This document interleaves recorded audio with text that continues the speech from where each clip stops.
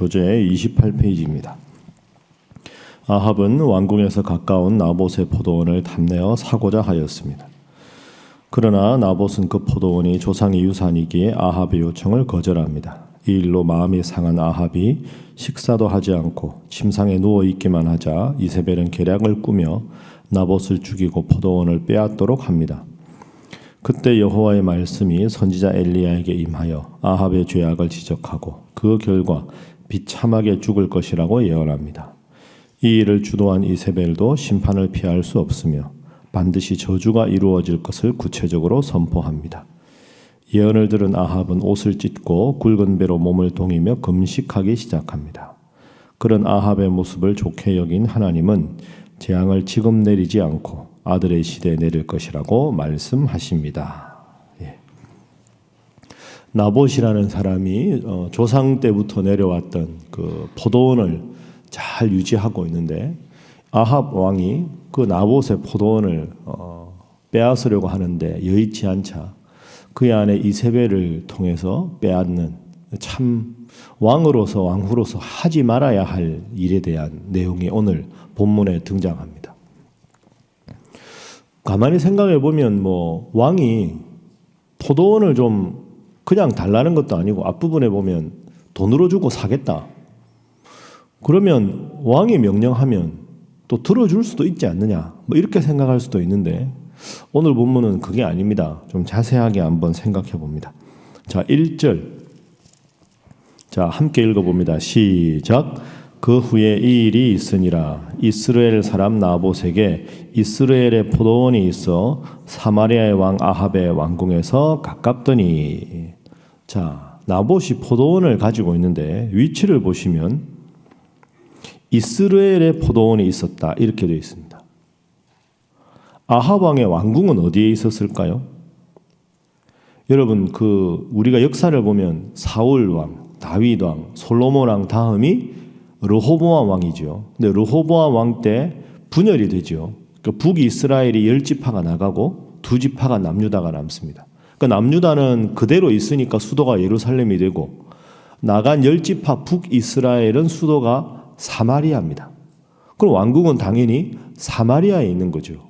근데 1절을 잘 보면 이스라엘의 포도원이 있어 사마리아의 왕 아합의 왕궁에서 가깝다. 그러니까 사마리아의 왕이라는 말은 북이스라엘의 수도가 사마리아이기 때문에 사마리아의 왕궁이 있었다 이런 뜻입니다. 자, 그렇게 하고 다시 한번 보면 나봇이 포도원에 있었던 위치는 어디입니까? 사마리아가 아니고 이스라엘입니다.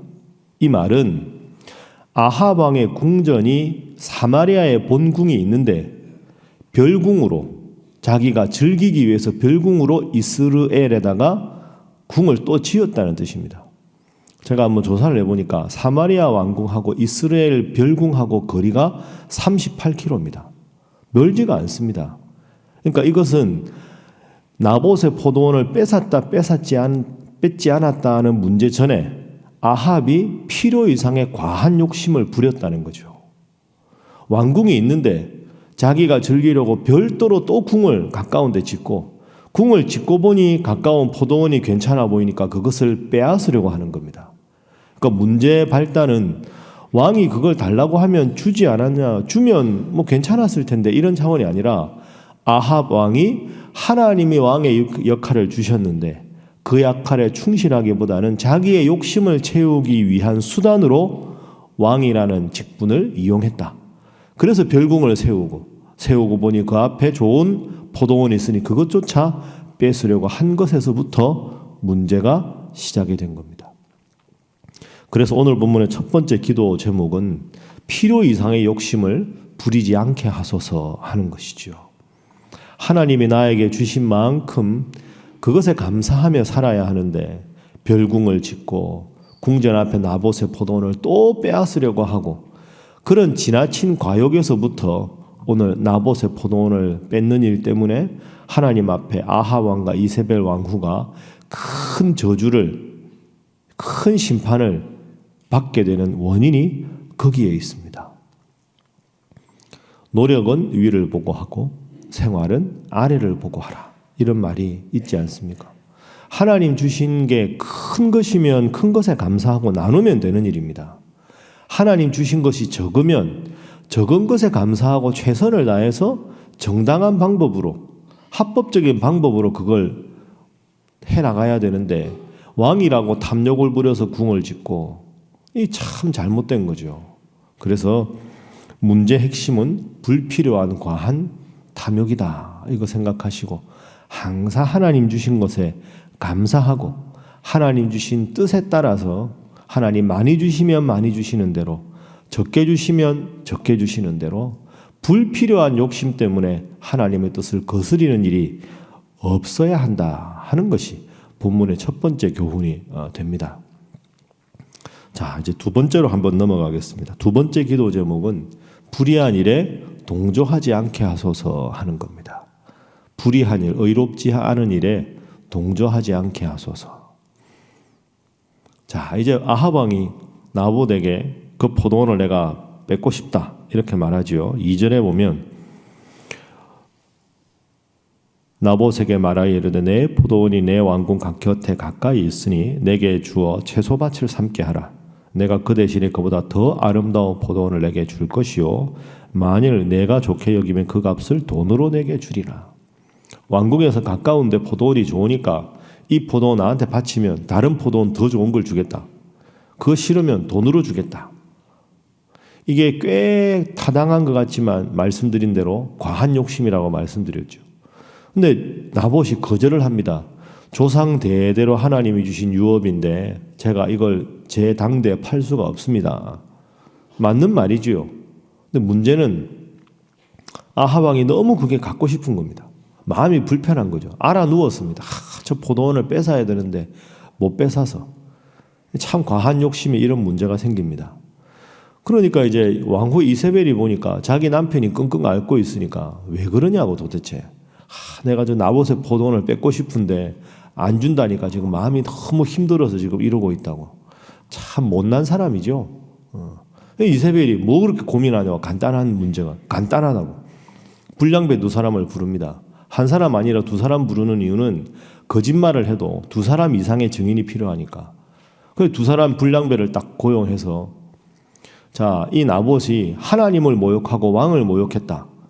둘 이상의 증인이 거짓 증인을 세워가지고 나봇이 그런 적이 있습니다. 나봇을 죽여버립니다. 나봇이 죽으니까 나봇의 포도원은 왕의 것이 되는 거죠. 근데 여기서 보면 숨은 동조자가 있습니다. 자, 본문 봅니다. 11절. 자, 10절에 불량배 두 사람이 거짓 증거합니다. 그러자 11절 함께 읽어봅니다. 시작. 그의 성읍 사람 곧 그의 성읍에 사는 장로와 귀족들이 이세벨의 지시 곧 그가 자기들에게 보낸 편지에 쓴 대로 하여. 자, 11절에 보니까 그 성읍에 사는 이스라엘에 사는 장로와 귀족들이 나옵니다.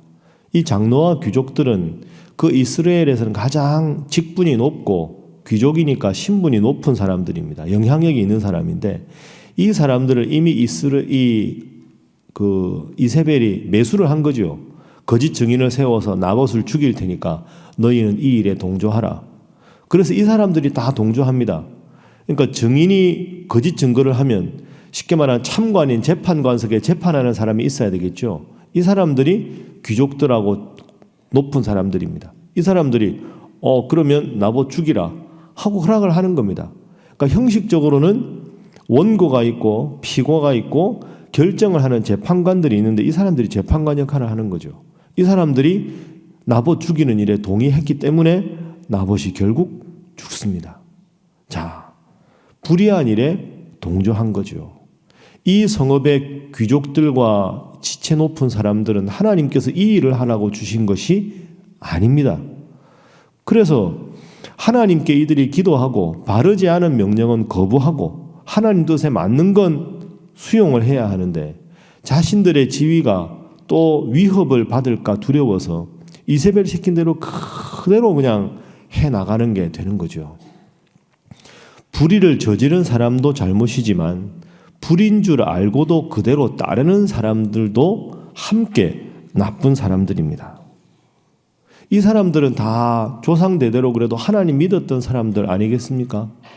이게 북이스라엘 촉인데, 그런데 하나님보다 자신의 지위가 더 소중하고 하나님의 말씀을 따르는 것보다 눈에 보이는 왕후의 명령을 따르는 걸 더 소중하게 여긴 사람들입니다.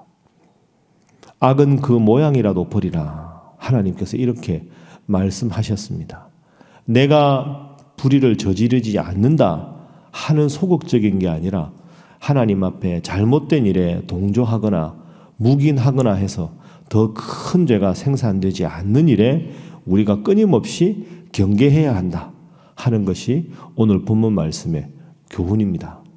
하나님의 이름으로, 거대한 다른 것의 이름으로 얼마나 많은 불법이 자행되고 안타까운 일들이 있습니까? 늘 새벽마다 기도하시고 하나님 말씀이 늘 근거가 되고 하나님의 뜻이 생활의 지침이 되어서 하나님 뜻대로만 살아가시는 여러분 모두가 되시기를 주님 이름으로 부탁합니다. 자, 세 번째 본문의 교훈은 하나님을 떠나 범죄한 자는 반드시 심판을 받게 된다 하는 것이죠. 하나님 뜻이 있는데 그 뜻에 따르지 않으면 심판을 받습니다. 자, 그래서 이 일이 있은 후에 17절에 보면 하나님의 말씀이 엘리야에게 임합니다. 하나님께서 엘리야에게 하신 말씀을 한번 보겠습니다. 자, 23절, 24절 보면 예를 들어서 이 일을 주도한 이세벨에게 이런 말합니다. 23, 24절 함께 읽습니다. 시작. 이세벨에게 대하여도 여호와께서 말씀하여 이르시되 개들이 이스라엘 성읍 곁에서 이세벨을 먹을지라. 아합에게 속한 자로서 성읍에서 죽은 자가 개들이 먹고 들에서 죽은 자는 공중의 새가 먹으리라고 하셨느니라 하니. 참 무서운 심판이죠. 하나님 앞에서 아합이 하나님 섬기지 않고 이세벨과 더불어서 바알과 아세라 우상을 섬겼죠.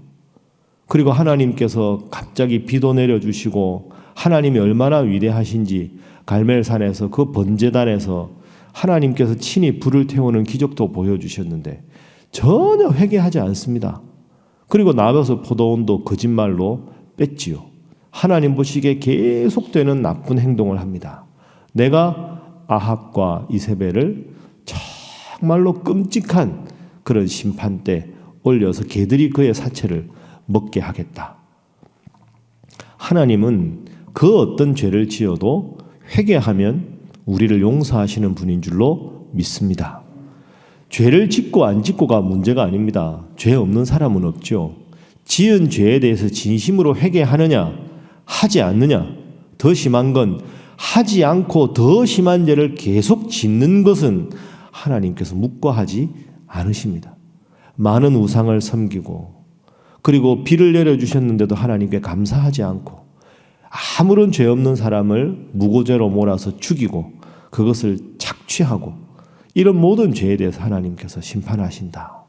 오늘 이 교훈을 꼭 마음속에 새기시고 항상 거듭 말씀드리지만 하나님 앞에 부끄러운 죄 회개하시고 하나님 앞에 바로 서셔서 하나님 앞에 내가 바로 서는 만큼 내 인생이 복받고 잘 되는 것을 모든 사람들에게 증언할 수 있는 우리 사랑하는 신일의 모든 성도 되시기를 주님 이름으로 축복합니다.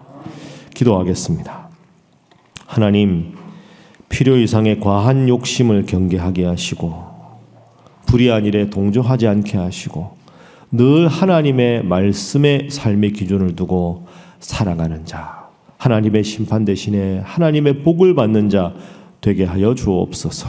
함께 기도합니다. 주여 믿습니다. 주여 믿습니다. 주여 믿습니다.